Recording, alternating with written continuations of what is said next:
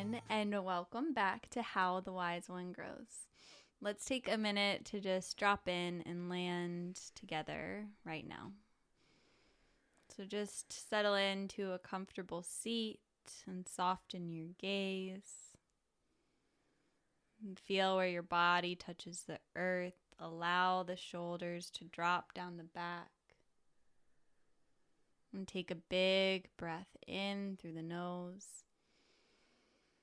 And exhale out the mouth, let it go. Inhale, fill the chest, fill the belly with air.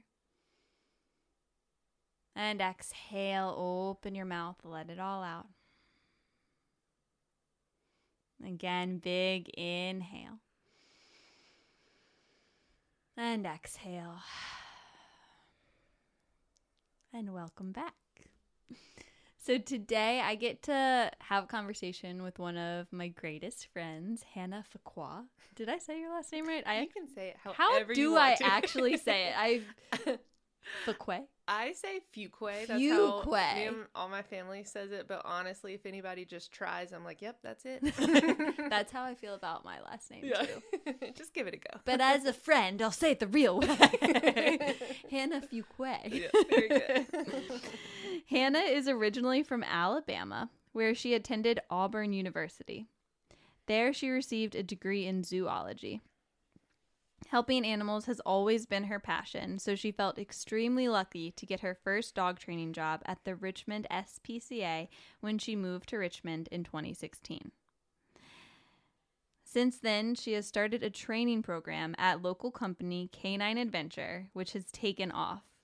She has 4 dogs of her own, as well as rotating foster dogs. All creatures living in her home benefit from a holistic approach to wellness and living. Yay, Hannah! This is literally like the most exciting for me because I feel like anytime Hannah and I hang out, we just like nerd out about like mindfulness and dogs, and it's amazing how well they go together. They really do. And maybe it was almost 2 years ago at this point, but Hannah and I recorded a podcast episode about this that I couldn't figure out how to edit. So here we are later, ready to talk about it and get into it, and I'm so excited. Me too. I've been looking forward to this. Yeah. Well, do you mind? Okay, well, I hadn't thought about this before until I read your bio today, but what is a holistic approach to wellness and living for your animals? What does that look like? Yeah. So a lot of it is making sure their basic needs are met. I think about the same thing for myself. Mm-hmm. You know, all my 4 girls are different individuals. They're different ages, different breeds, different personalities. So they will all have different individual needs. So I focus on those. I filter those out, get real clear about which one, you know, what each one needs. One of my favorite things to do, you've seen this on my Instagram stories, I'm sure. I love making what I call fancy dinners or fancy breakfasts. I saw a fancy breakfast today, I think. Yes. Mr. Flash, my current foster, had a fancy breakfast. And I just put, you know, dog safe human foods in their breakfast. I can make it as simple or as elaborate as whatever day calls for, how much time I have, if I've gone to the grocery store recently or not.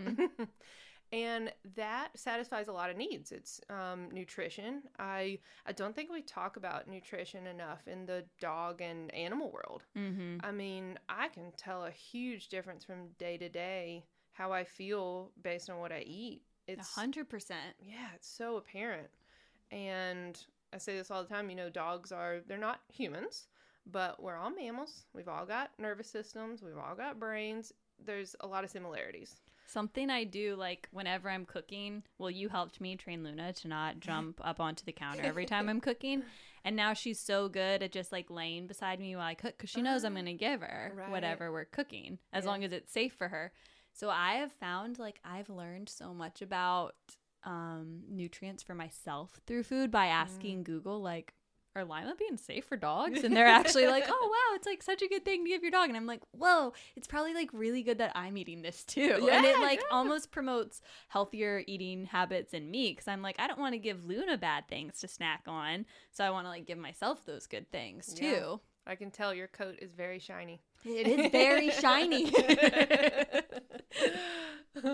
So do you do that in addition to their like meal, or is it like you'll do a little bit less food and more of the human food? Mm-hmm. Yep. Depending on how many calories are in a certain thing, you know, if I'm giving them a more fatty thing like peanut butter, or I do a lot of yogurt. They love yogurt. That's got good probiotics in it. No sugar added yogurt. If it's something like that, I will take out just a little bit of their kibble. Yeah.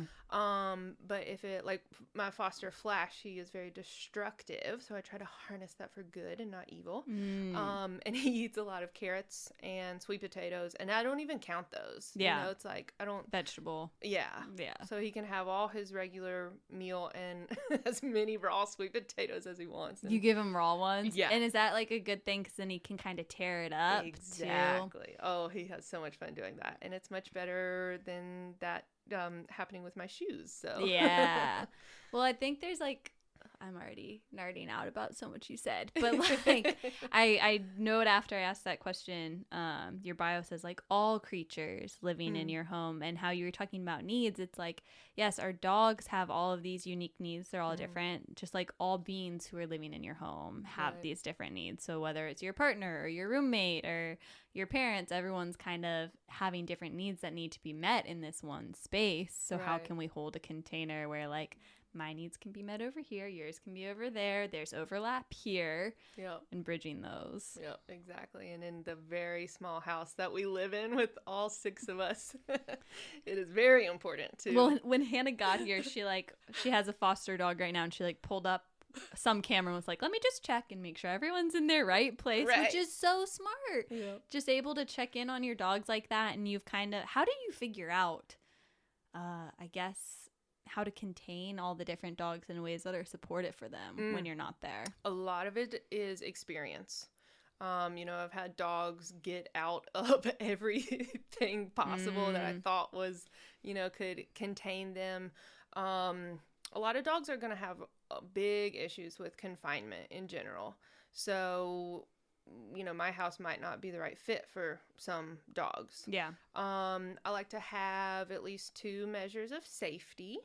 So Elliot, who just arrived today, he has a door, you know, regular door and a baby gate. And these things, they may not be necessary, but man, do they help my just mental peace, you know. I have visual barriers. I have audio barriers, I guess, you know, fans and sound machines and music going so they can't hear each other. And that, I don't want that to stress them out. Yeah, lots of experience and lots of Amazon trying out different products and seeing which ones are going to work and not. Well, I love how you name like, this is what I need to do for my peace of mind in this, right? Like, and I think as we are caretaking for animals, like that's one of the most essential elements that we don't talk about enough is like, how am I making this work for me and my life and for the animal as well, but like tending to like, I know I'm going to be anxious the whole time I'm gone if I don't have a backup, so I know it's still safe if like the door gets open, there's still that baby gate there. Yep, exactly. And Elliot being a newcomer, you know, coming into a new space, a new environment is very stressful for everybody, I think. Yeah. So I just want to, I mean, this is going to be helpful information for his future family too. Yeah. And I'm really impressed. He's just settled down. I gave him several things to do, a peanut butter Kong and some new bones and comfy beds. And it's just really nice to look at that camera and see him sleeping and be like, that's exactly what I want to be happening right now. Yeah, that's a huge win. Yeah, it's very nice. So when did you first get into dog training? How did that happen? Yeah, it was pretty much as soon as I moved to Richmond. I moved up here to be with my partner, Dylan. Hey, Dill. Shut up. Thanks for bringing me up here. I had worked with dogs. I'd fostered when I lived in Auburn and worked at shelters and stuff, but didn't know anything about the science of dog training, which is really what it is. A very scientific realm. So a couple months after I moved here, I got a job at the Richmond SPCA. I remember applying and filling out my application and then going to my interview. And I literally said to my future manager, I have no experience. I have no idea what I'm doing, but I promise you want to hire me. And she did. And awesome. I was like, oh my God, thank you so much. And I went to, it was just such a great experience. There were so many resources for me to learn there. People and webinars and books. And I'd been waiting my whole life for that experience. Mm-hmm. So I just dove right in and could not soak up enough information. I know I was very annoying to a lot of people. I never stopped asking questions. And you had a lot of background with dogs before that point, right? Mm-hmm. Is that what kind of sparked you to go out for that job? Yeah. I got into shelter work whenever I lived in Auburn. I giggle at how different things are now. You know, you learn more and things happen and you become more safe over time. I think just more mature as you age and not as risky. Mm-hmm. But when I lived in Auburn, I would foster dogs and I lived out in the woods and I didn't have a fence. And I was just like, it's totally fine. Let's bring this brand new dog home and just let him loose and see what happens. And nothing bad ever happened. I guess I just got lucky, but looking back, I'm like shuddering, like, oh my God, I can't believe I did that. But it worked out. So yeah. Well, I always think that's such a cool thing that you've shared over the years is how like your framework with dog training and relationship with it has changed so much over the years. And it, to me, just seems like there's this constant learning, this constant growth mindset that you're carrying with you in this field that I think really helps you flourish as a trainer and as a person too. Thank you. Yeah. I think one of the biggest things that I have learned is there's no reason to push. There's no reason to go faster than what a certain thing allows. I think that's natural for me. I'm a double fire sign, so I go fast, and I want things to go fast, and I push. And maybe in some situations that is beneficial, but when you're working with other individuals, human or dog, and that's not their pace, it's not going to get you to the place you want to be, even if you think it will get you there faster. So I take a much slower approach now, and I found myself saying frequently recently, it takes as long as it takes. And that's just the fact of the matter. Sometimes I can't make it go faster. Yeah, and you have to meet things where they're at. You know, you have to meet someone, you have to meet an animal where they already are. And that thing you just said, like, it's going to take as long as it takes, like, that reminds me of, like, the other day I was going to feed my sister's dogs, and I was, like, trying to rush to get somewhere after that, and I was, like, in my head thinking about, like, feeling so stressed and rushed, and then it was that kind of voice in my head of, like, it's going to take exactly as long as it takes. Like, there's no way I can make this go any faster right now. I left when I left. I have to be there when I have to be there. So how can I soften as I move through it? Rather than, like, moving through it with tension in my body and my mind and making it this really stressful experience, it's like, we're already on this timeline, so let's just relax so that when we get there, we're ready. Yeah. Before I worked at I guess it was simultaneously. Whenever I first moved here, I started at Canine Adventure as just a dog walker. We didn't have our training program yet. And same thing, like when I would go visit a dog, I would have to be there for 30 minutes. And, you know, we had apps where I could be checked if I was there for that amount of time or not. And same thing, I would like go take a walk with the dog and I would feel myself being like, oh, I have to like rush through this. And I realized like I can't make time move differently. Like 30 minutes is 30 minutes. Like I'm going to be here for this amount of time. So I might as well just settle in and and enjoy it the best you can. So how would you define like, is there a word? Is it positive reinforcement training you work with, or what type of training is it that you go in and recommend to people? Well, there's a lot of labels for it. Yeah. And that's just what it is. Labels are labels. They can't fully encapsulate a person or, my own individual style. But it is definitely described as positive reinforcement training. Some other labels might be LIMA, which stands for least invasive, minimally aversive. And I think I might prefer that term. I think people might recognize positive reinforcement more, but I don't just use positive reinforcement, actually. I use other mechanisms too. But least invasive, minimally aversive is how I kind of interact with all beings. You got your stuff going on. I'm going to be here, but I'm going to try as much as I can to stay in my own bubble and offer you what I can. And not, I can't, control every aspect of other people's choices, other dogs' choices. So I really like that, Lima. I mean, again, I feel like it always comes to this when we talk about it, but like, it sounds so much like mindfulness for me too. It's like, you're observing what's happening, you're choosing how to respond and engage with that, but you're not like, something my therapist and I have talked about is like, you're holding your own gravity. So like, when you're in that moment, you're still rooted in your seat. You're not like, if they fall, I'm not going to fall too. It's like, oh, if you fall, I see you, I can lend out a hand because I'm strong and rooted where I am, but I'm not going to completely collapse when you do too. Yeah. Something I'm definitely working on in the human realm. Oh, yeah. Dylan remarks all the time, like, how infuriatingly patient I am with dogs. And haven't quite managed to, It's amazing how it doesn't. Will and I say that a lot, too. It's like, if I could just treat you the way I treated Luna all the time. Yeah.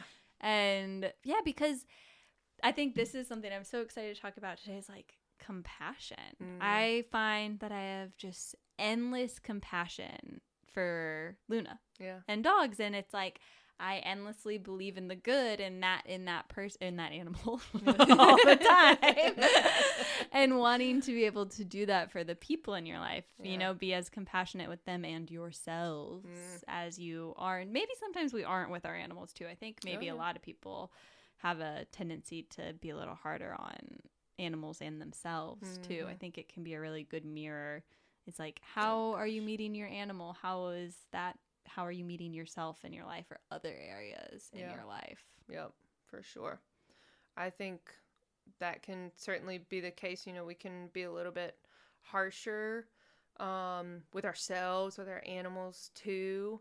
I think we could also be way more forgiving of our animals than we are with ourselves, and kind of stay in a caretaker role for another being when we really need to come back to ourselves and meet our own needs before we can take care of another being. I remember when you were helping us with Luna, that was something you I think made really adamant at first. It's like, looking at every day, it's like, all right, where am I today? Where's my capacity and my energy level? Do I have the ability to go through this big training on this activity? Or am I really burnt out and do I just need to give you a Kong right now so I can get through this task and give myself that peace of mind? And sometimes it really is. It's like, if I am today I was totally burnt out and I wanted to go on a walk and I was like, great, I'll take Luna on a walk. She's being super playful and little terror dog when I'm trying to put her harness on her. So I was like, and we're going to leave you here now. I can't, I don't have the energy to try to train you through this right now. I'm not helping you by trying to force this on you and make you think it's a game right now. Everything's a game. Yeah. So it's like, I just have to walk away and let you do your thing. I'm going to do my thing. And then I can be a better dog mom when I come back. That's awesome. That's really awesome. It's Hannah wisdom. There is nothing wrong at all with taking the easy way out. you know, throwing a Kong at them, throwing a bully stick at them. They're going to be thrilled no matter what. Yeah, they are. And I think that's something that's important to remember is like the pressure maybe that we put on ourselves with how we're taking care of our animals. Yeah. Oh my gosh. I say this often, and I think it's true. I think as dog moms in general, women in general, we put a lot of guilt on ourselves. We have such high expectations for what we can get done in a day and what we're going to do for our animals. I mean, I'll wake up and make a whole list of what, if I've got 6 dogs at the house, I'm like, yeah, I'm going to walk every single dog for 2 hours. And that does not make sense. Yeah. That does not mathematically add up.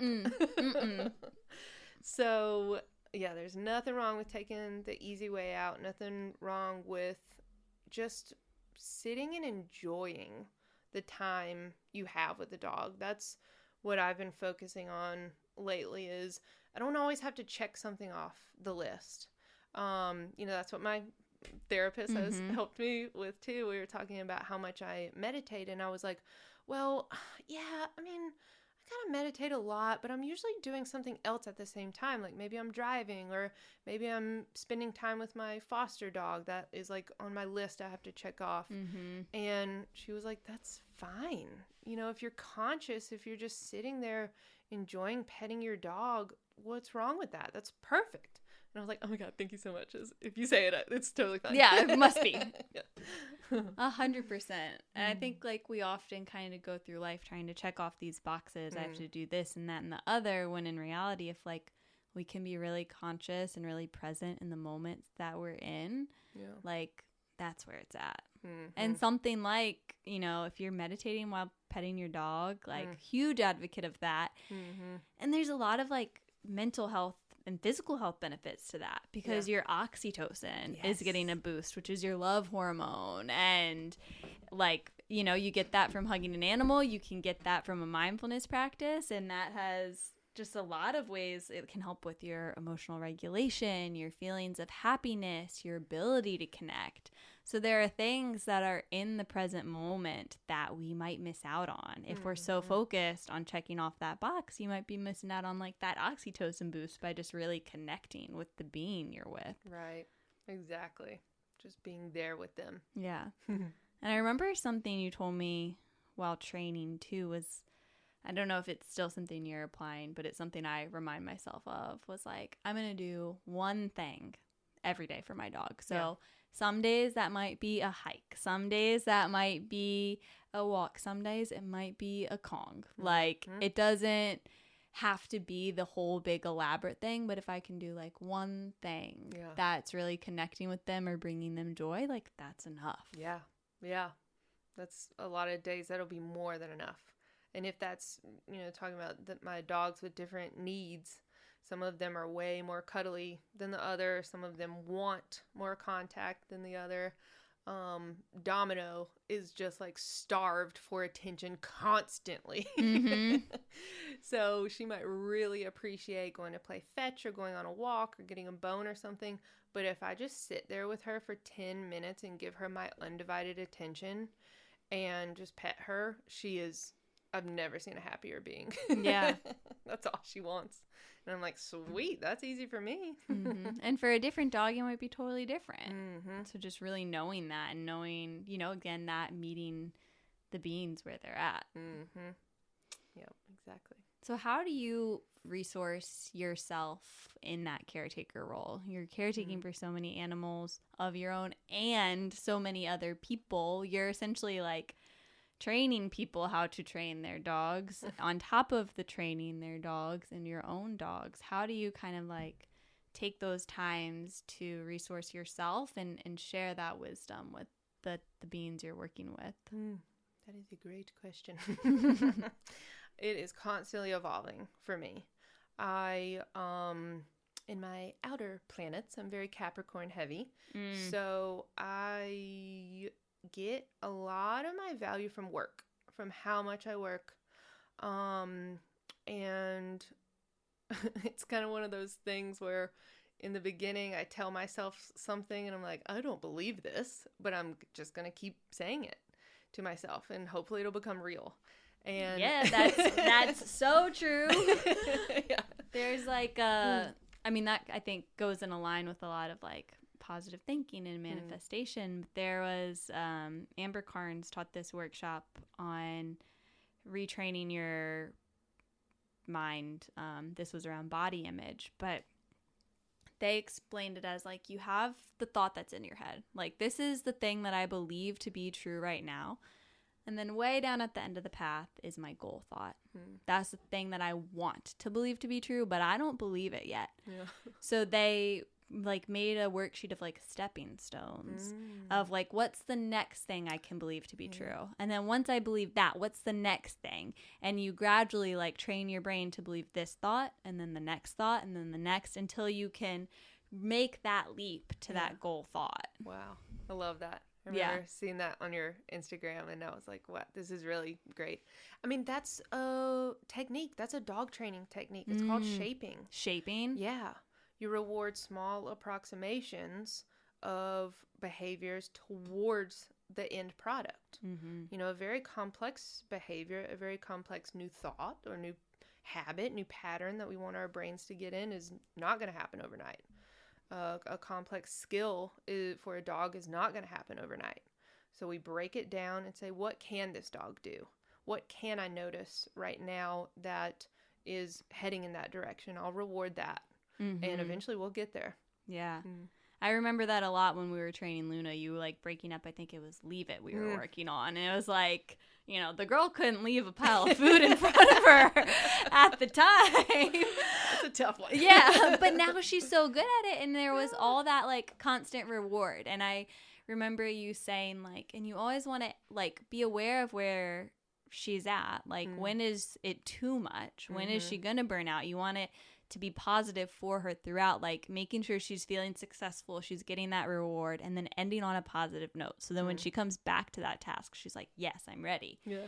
And I think about that with like myself. I mean, right now, the way I'm meeting up myself in work, not that way, you know, like what might happen if I start to break it down into smaller bites for myself in ways that make me feel like, yes, good, I got this. Yeah. Okay, I want to keep going. Then you can take the next step and the next step, rather than kind of like crippling yourself by looking at this giant mountain you have to climb. Yeah. And that's not fun. I mean, in training, that's what I say. I want it to be fun for everybody, because then you'll do it more. You know, confusion and frustration doesn't have a big place in learning. That's going to shut a dog down. That's going to get them to check out and say, I don't want to spend this time with you doing this. This is too hard for me. Yeah. Now, there, you know, some challenges are very enjoyable, but it has to be at a level that the individual can handle and finds enjoyable. So for us too. Yeah, I know. As you were saying that, I was just thinking of like people in life. Oh my God. 100%. Yeah. I often have extremely lofty goals and want them to happen immediately. And something that I am getting better at is letting things go. You know, maybe I had this thought, maybe I wanted this goal, this new program or something a week ago. And now today I'm seeing that like, I don't actually have to do that. I think that was not for me. There's lots of other stuff that I can continue working towards. Yeah. I think it's a good reminder too, is like when you're letting go of something that's, maybe you have the pressure on your head that you think it should be this or that or the other, like when you let go of it and you say no to things, there's a whole other world you're saying yes to. Yeah. Like every time you say yes to something, you're saying no to something else, and vice versa. So trying to be like, slow down those decisions. You don't have to say yes to everything. You can say physically no to something in a moment, and that is saying yes to something far bigger that, or maybe not bigger, just far more connected to what feels right to you. And that's a really hard thing. Oh my gosh. And that can feel hard too with, you know, if you're trying to train your dog and like you're like, I need, like my ego needs you to do this right now so I can feel like, yes, I'm a good dog trainer, I'm a good person, I'm worthy. But it's like, well, maybe if I let go of that right now and break it up in this smaller way, we'll be successful at it next time. Yeah. Yeah. And that's interesting what you're saying about saying no. That's I think probably kind of a new thing in the dog world is allowing your dog to say no. Ooh. You know, I have several dogs who don't want to meet a person. They don't want to be touched by a stranger. Relatable. They don't want to meet a dog. I can't relate to that one, but I respect them for that. They don't want to do a certain thing. And receiving a no from your dog or really anybody else is such a activity in grace, I guess, and trust. You know, being really objective. That's something I try to be a lot with dogs and animals, like objective. I may not know what's going on with you. I may not know why this is happening, why you're behaving this way, why you have a feeling about something, but I believe you. If I'm seeing these objective behaviors, objective body language that on paper would tell me something, I believe you. And being an advocate for our dogs and for ourselves, saying no, and saying no with a smile on your face. You know, that's something that's very difficult for us. Like, a no doesn't have to be mean. It doesn't have to be angry. You know, a lot of people ask to pet Iris, and she does not want strangers touching her. So I'll say, no, thank you, though. And I think people are like, what? Yeah, right. Like, I'm hearing no, but you're smiling at me, and I just keep walking away. Yeah. So my no gets respected, and man, Iris really trusts me for that. She really likes when I protect her.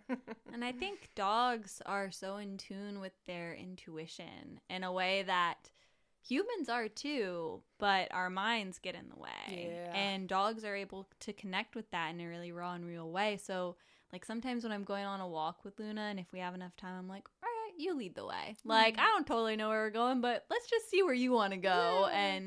And it kind of is a cool way to just let that be an example of how, like, intuition can guide you. We've gone on some of our best walks that way. But something that I think is maybe important for listeners to think about is, like, what does a no look like in your dog? How can you look at your dog and be like, yes, you do want this, and no, like, this is where we're going to hold a boundary for you. Yeah. Yeah.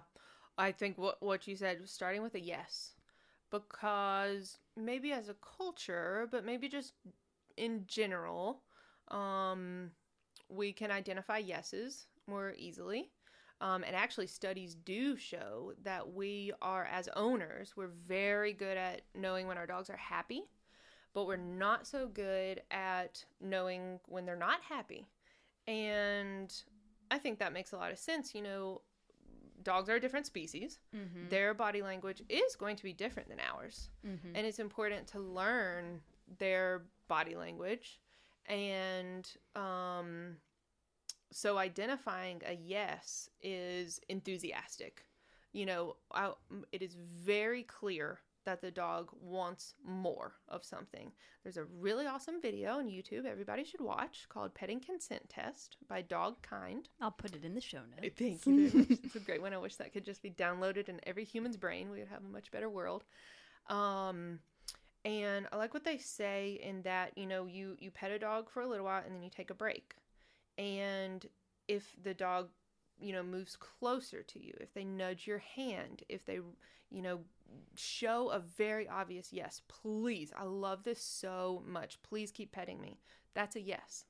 A no can be very ambiguous. It's not as clearly defined, I don't think. A no could look like neutrality. Maybe there's not a change. Maybe I'm petting my dog and then I stop and they don't do anything differently. That's most of the time a no. And you know, growling, that's a big no. But there are many whispers of communication that happen before a yell, which is a growl. And the more we respect their no's, the more yeses we're going to get. Yeah, and that's how just, like, spending some of that alone time, I think, with your dog can really help strengthen that bond. And you just kind of, like, notice their body language more and more, and, like, Like, I can tell Luna immediately when she's uncomfortable, like, or when she's scared. It's like, you know, maybe her tail is like even wagging, but the position of it is different. And it's like, you can just see the way she's walking. Yeah. That's great. Yeah. And it's just, I think that's like a really good thing to notice is like, sometimes we do have to be like, okay, maybe this is too much for you now. Like, we need a break. Like, let's go take a break over here then. Yeah. Yeah. And that's a great choice. Sometimes if we aren't sure, let's say, let's go take a break and see what happens. And then we might get some good information from that. Maybe we step away from a stressor or a trigger, or we leave the loud situation and we see our dog change. And they're like, we can see them take that breath and say, oh, thank you so much. This feels so much better. Yeah. And we're like, okay, good to know. I was right. And I think something that you and I have talked a lot about, and I think I find it rooted in the way you work with your dogs and your clients and yourself, is a lot of compassion. And I feel like I have nerded out about Kristen Neff and her studies on the science of self-compassion. And I think I notice ways it really informs your dog training. And to me, like, I would love to do a mindfulness program on like training your mind, like you would train your dog. Like, so I think there's so much parallel, but when it comes to humans, there are studies that show like global self-criticism, meaning like, you know, if you're comparing yourself to others really heavily, if you have that mean person soundtrack in your head saying like, oh, you're not good enough at this or that and the other, it activates your sympathetic nervous system, which is that like fight or flight response, that nervous system response. It can decrease your desire to continue on with a behavior. It actually it releases cortisol, and it impacts the prefrontal cortex of your brain, which helps regulate behavior. So when there's criticism, your brain, the part of your brain that helps you regulate your behavior, actually like gets smaller. So it's harder for you to do that. But self-compassion and compassion, on the other hand, kind of has a reverse effect. When we practice self-compassion, so maybe that like mean person soundtrack comes in your mind, and you meet it with compassion instead of like when you make a mistake, instead of falling to that default, maybe you notice that default and then you choose to like give yourself a moment, a hug, just a breath, something calming and grounding, and like, you know, I'm a human, all humans make mistakes, and I'm going to sit with this and I'm going to do better next time. And this is okay. So when you meet yourself in that way, it activates like your mammalian caregiving part of your nervous system, which is that parasympathetic nervous system that says like, you know, it's okay. You can relax. When you do that, it increases the insula in your brain, which expands your ability to make those more positive choices, and it increases your motivation and capacity to get things done. I think a lot of times people think, oh, like, you know, if you're too easy on yourself, you won't achieve anything. But the reverse, it's quite the opposite. You know, the kinder you are, the more you want to continue working on things to grow and get better and evolve. And I notice that a lot in your dog training. Like when we're working, I try to think about that a lot with how I'm meeting myself and with how I'm meeting Luna. Like, you know, Luna's attention span is what, like 3 seconds? You know, like she did a bad job with me putting her harness on her. And by the time I try to like, if I reprimand her for that, she has no idea what was happening in that moment. You know, if it like, wasn't, I thought I was having a great time. Yeah, this was a fun game. I'm confused. Yeah. So I'm just curious if there is anything in the science of like dogs and dog training of how maybe compassion can relate to getting our dogs to expand their ability by meeting them with kindness versus some of that criticism that is pretty common in the dog training world and human world. Yeah. Yeah. Oh, yeah, for sure. I love what you were saying about the brain. And that's the science of dog training. And it is so important to know how a dog's brain functions. And you don't have to do that research. You can just ask your trainer. That's right. But again, it's pretty similar to us, some differences. But a lot of things I talk about are that when the dog is in their amygdala, part of their brain, the fight or flight. And there's more defense mechanisms that we might not recognize as easily as being in a stressful place. Mm-hmm. There's fight, flight, freeze, or appease. Mm-hmm. And we're always trying to get our dogs into that prefrontal cortex, Mm-hmm. where they can think and reason and physically hear us. A lot of times when they're in that stressful part of their brain, they cannot hear us. We think they're being stubborn. We think they're not listening to us. We think they're not motivated. They stop eating food. Their stomach shuts down when they're in that stressful place. Oh, I notice that with Luna all the time. And sometimes I'm like, oh, you're too excited for food right now. But maybe it's like she's so in that, like... Yeah. Because the body's saying, don't worry about that. Mm-hmm. There's a lot of other stuff. I mean, it takes the blood away from the stomach and puts it in different parts of the body into the muscles for escape or for, a defense mechanism or something like that. So, I mean, if Luna stops eating. I know. Yeah, and she does it when we go new places, and I'm always like, oh, you're so excited to be somewhere new. And, like, to me, on some level, she seems excited, but there probably is a lot of that, like, whoa, where are we? I need to get my bearings. Don't bother me with that tree. Yeah, that's a great observation. And what's really interesting is that overexcitement happens in the same place as fear and aggression. So it feels the same to our dogs. Well, there are studies about, like, I think a lot of people argue about the way that you define emotions. Mm-hmm. And one of the ways is like the Brene Brown Atlas of the Heart was talking about this, and the exact term slipping from me right now, but it was essentially like high stimulus and not a lot of stimulus. So like something like anger and excitement are both in that high stimulus category. It's not like good or bad. It's just like a lot of stimulus and then not. Yeah. We have the arousal scale in dog world. It's positive up top, negative down low, positive emotions, negative emotions, quote unquote, because they're all valid. And then, high arousal on one side, low arousal on one side, and it's different quadrants. And, negative, low arousal would be depressed.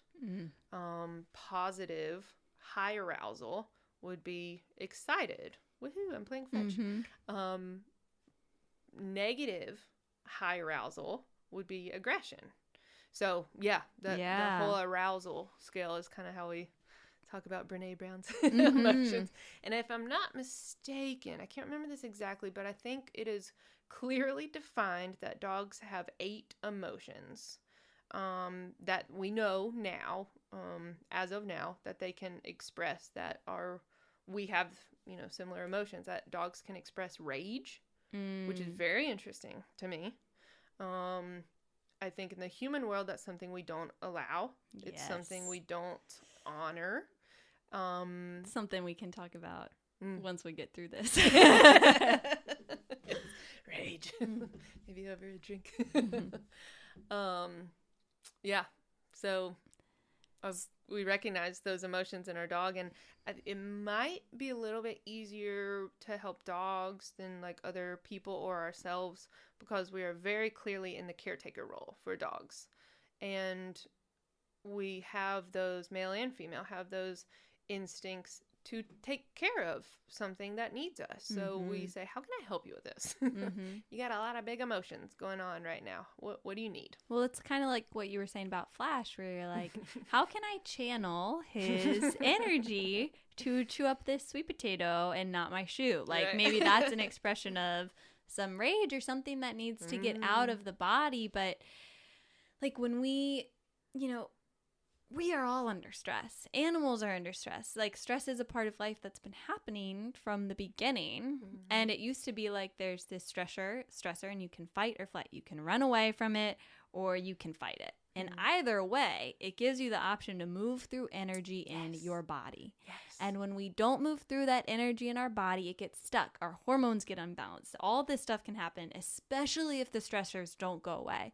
So if a dog or a person is living in a world where the doorbell keeps ringing and it's putting your nervous system on overdrive, or you keep getting an email ping that's making you feel like you're going to lose your mind, we have to move through that energy in some way. And we don't have the ability to just fight something or run away from it all the time, but we have to learn how to harness that energy in a positive and more constructive way.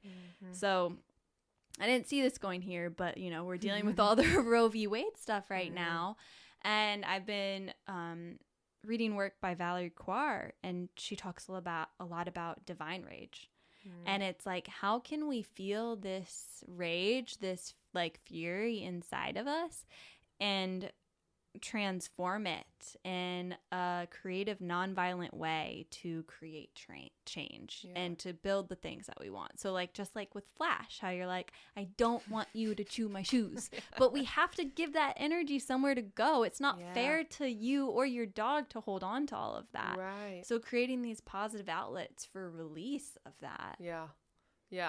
I think my whole life I've had a lot of righteous anger. And figuring out how to use that in a way that works in our society, in our culture, is a challenge. Yeah. I just saw on this topic a video that an impala was being chased by a lion, and for some reason, I didn't get all the details of this. For some reason, the hyenas like chased the lion away. I guess they were just like, no, that's ours. This one's mine. I don't know what was going on there. Maybe it was really nice of the hyenas. I don't know. But the impala went into a freeze state and was on the ground, not injured, but just, had been to the highest level of stress. Yeah. Survival mechanism, and was just on the ground, barely breathing. And it showed the process. And I believe she was talking, it was like the sympathetic nervous system and the vagus vagus nerve, for sure. Yeah, I've just started learning about that. I think that's kind of new into the dog training realm too. But it's super powerful, especially when it comes to our stress response. Yeah.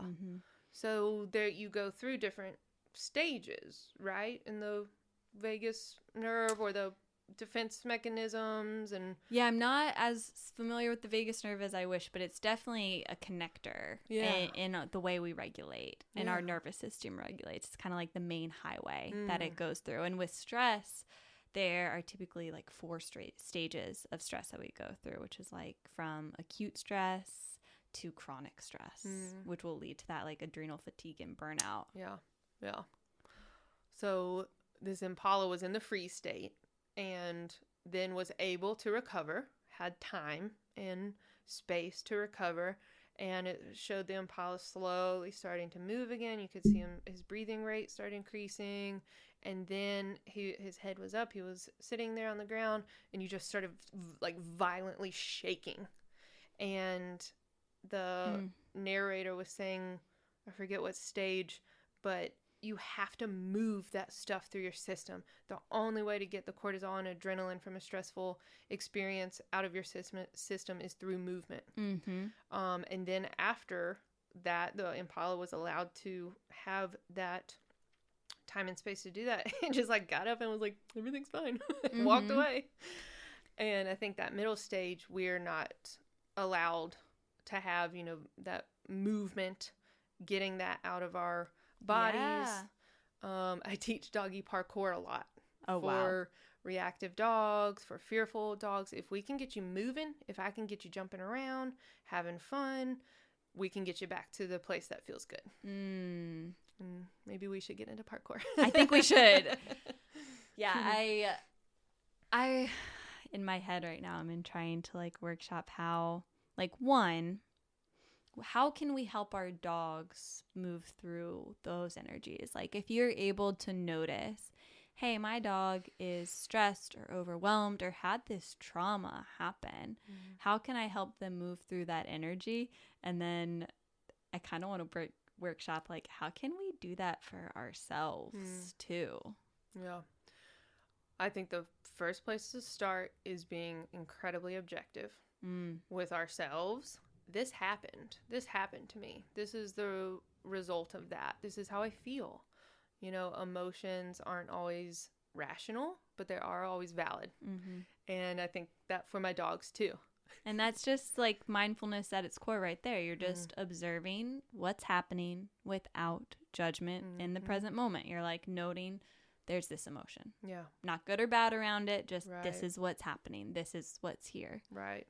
Without denial too, without blame. We probably, well, I'm sure we blame ourselves and when it's our own issues, but I blame myself a lot whenever my dog is doing something. I didn't walk you enough today. I didn't blah, blah, blah, whatever. I didn't fill your needs. And maybe that's true, but there's no reason to be judgmental about it.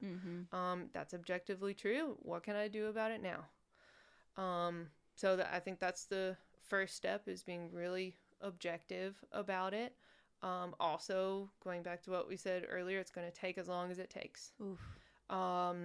And I think a systematic approach, maybe this can go for a lot of different behaviors and for us too, traumas and things like that, but taking a systematic approach to desensitization and counter conditioning. Ooh. Tell me more about these words. Those are some training words that I probably use the most with fear in dogs. We can use it for reactivity, which is a lot of times based in fear too. But right now, it's the end of June, getting into July. I've gotten so many emails recently about dogs who are stressed because of thunderstorms, loud motorcycles. People are like riding motorcycles more. Maybe the fireworks are starting up. And one thing, there's many different avenues. It's not a one-step fix to fear. So we have to have stress relief. Licking, calming, and chewing are naturally stress relieving behaviors for dogs. We have to have that kind of stuff. We have to have a safe space. And there's a difference in safety and security. So the dog needs to feel secure. Maybe it looks safe to us, but it needs to be from that individual perspective. A few other things.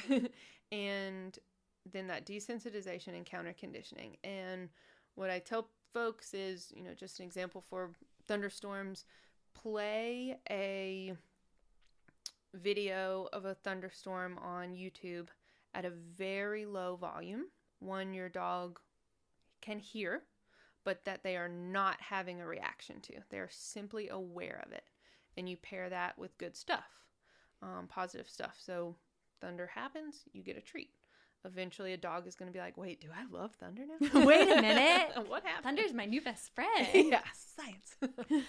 But that is the key part. And that's probably where we get it wrong sometimes with ourselves too, is not doing things at a level we can handle. Yes. I think that's so important. Like thinking about maybe hard conversations we're having right now or moments we're facing, is that one, just like you said, be really aware of what's happening, how you're feeling, maybe how the other person is feeling, what the scenario is, without judgment. And then that second step of kind of like, how can we meet? What's the small step we can take right now, right?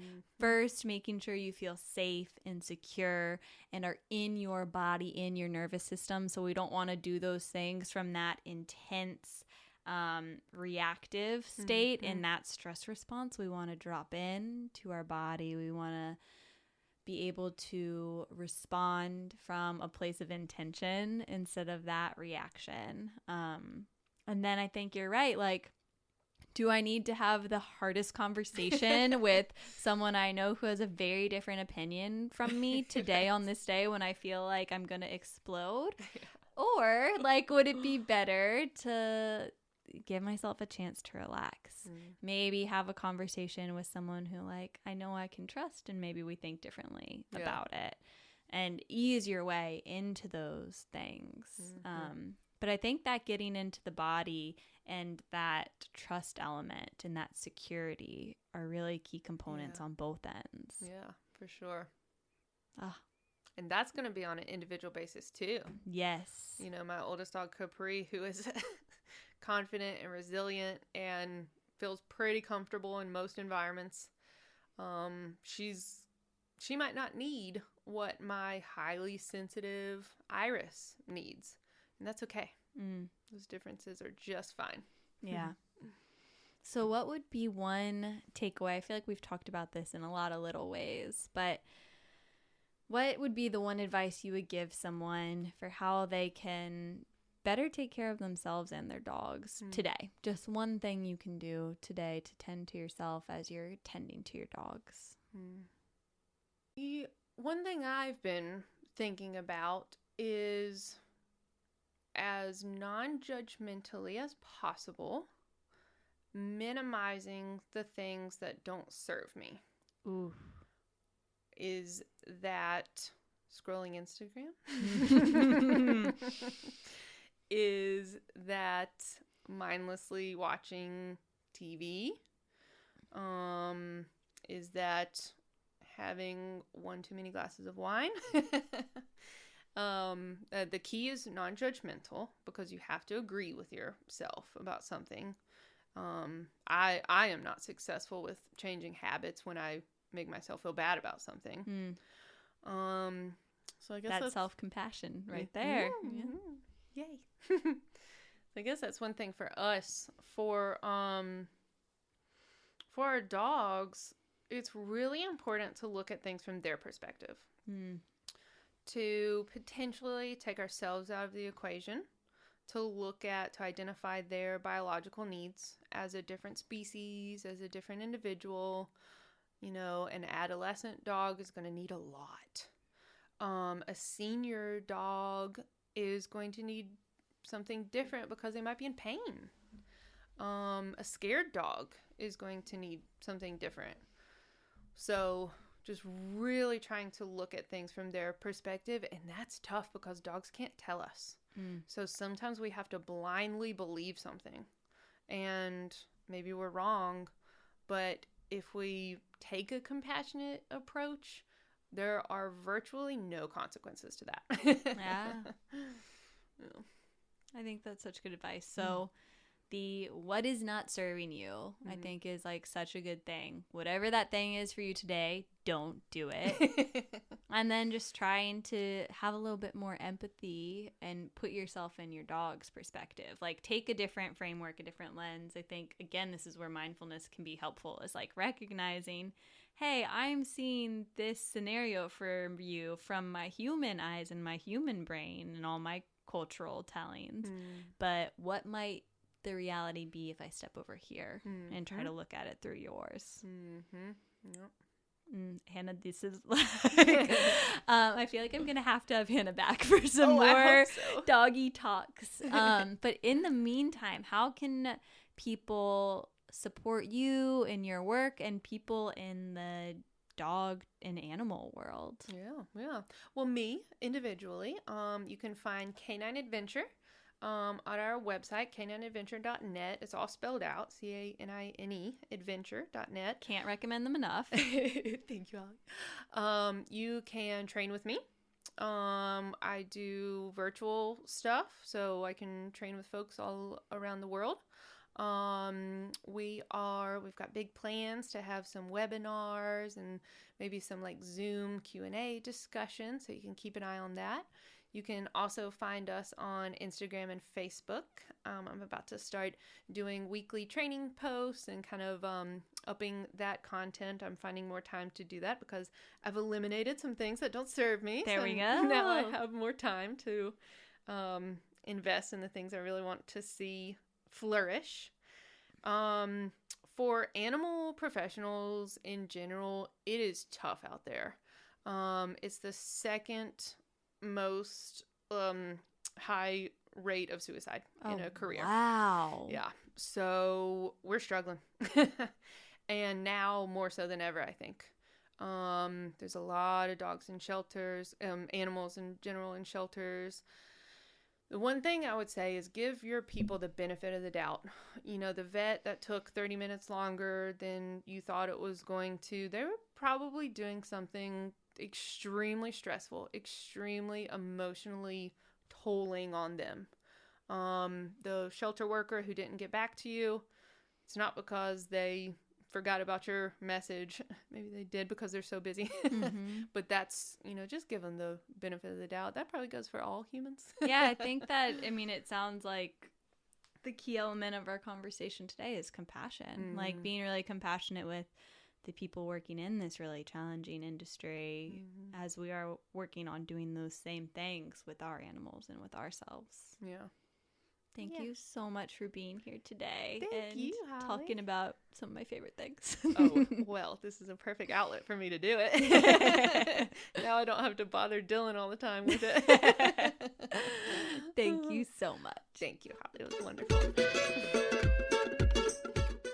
Thank you for taking time to listen to the wise one inside of you today. Please rate, review, and subscribe to this podcast to help it grow. Until the next time, let's keep taking it one breath at a time.